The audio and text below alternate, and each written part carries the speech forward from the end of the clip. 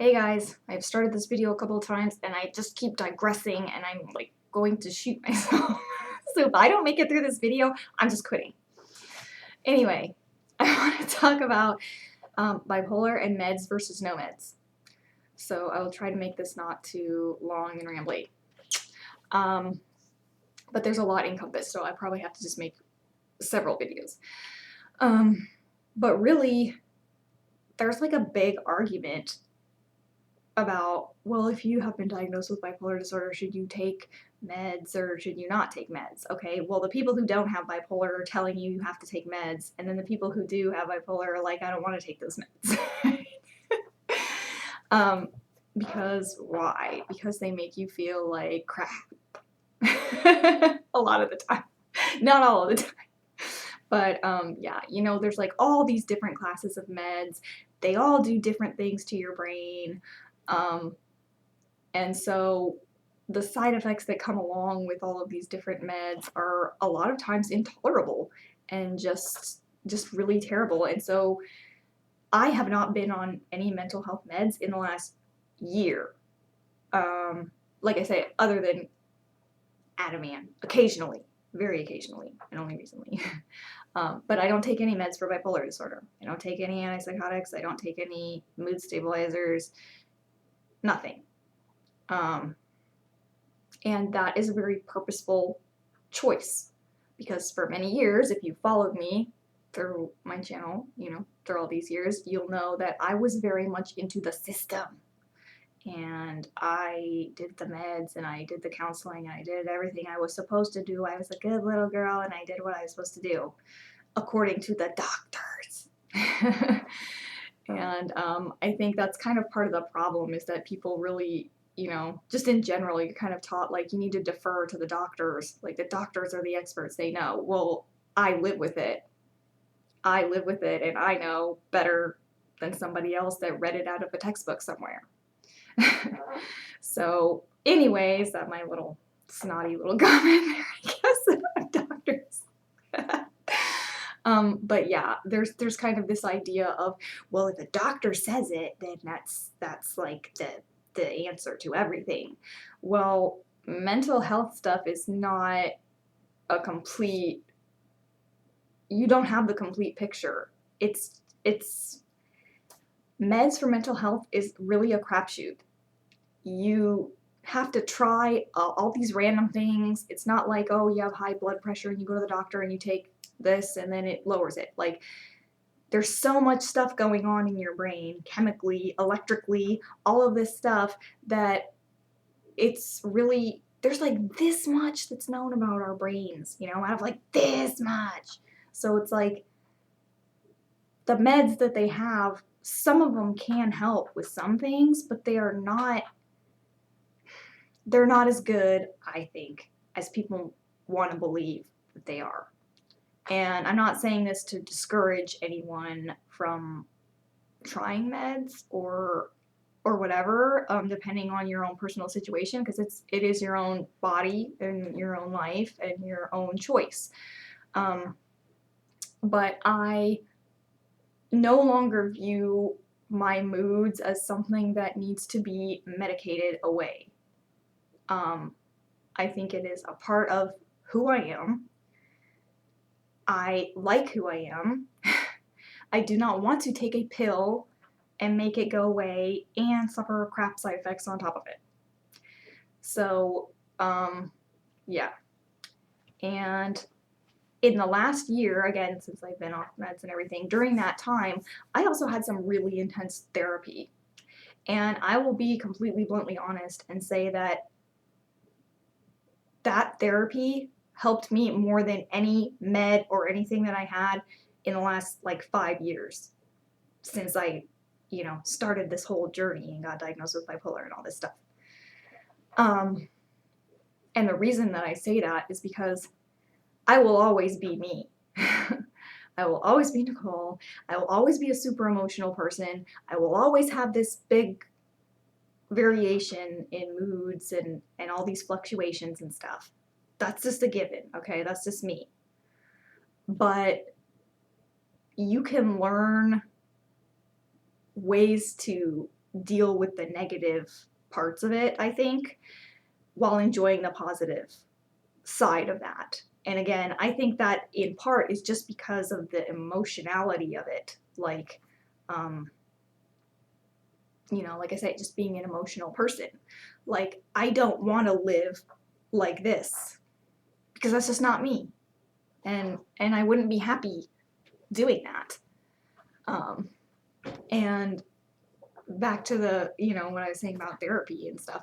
Like, I used to spend 75% of my time depressed and only a little bit of my time elevated. Well, now in the last year, I spend the vast majority of my time either, at my baseline or up here. And that is far more desirable to me than being way down here. So when people are like, oh, you're a little too excited, you're a little too happy, go take some meds. It's like, why would I want to? Why would I want to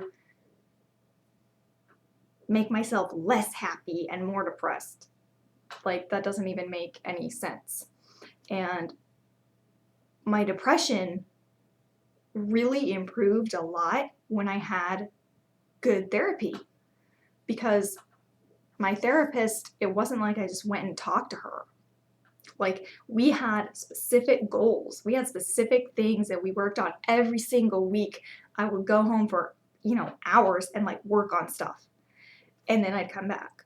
And it was very active and very involved and engaged. And a lot of therapy isn't like that. A lot of therapy is you just go and sort of vent about your life and then you walk away. Well, that might make you feel good for 2 seconds, but it's not going to fix your life. It's not going to fix the stuff that's causing you to feel depressed. So once I really started dealing with that stuff and all the baggage that I had and all the, all of these internal things that were affecting my mood and causing me to have these more severe depressions, my mood, it improved dramatically. And I really, really now am a believer in counseling or therapy as the number one thing that you need to do if you have bipolar or if you have whatever mental issue. Therapy is going to help you because it changes the way you think. Medication is just a chemical. It just goes into your brain and does stuff that they don't even know really what it's doing half the time. And so, like I said, it's a crapshoot. Medication is a crapshoot. And therapy, good therapy, the right therapy, will actually give you coping skills. It can help you change your beliefs about things, about yourself, about life.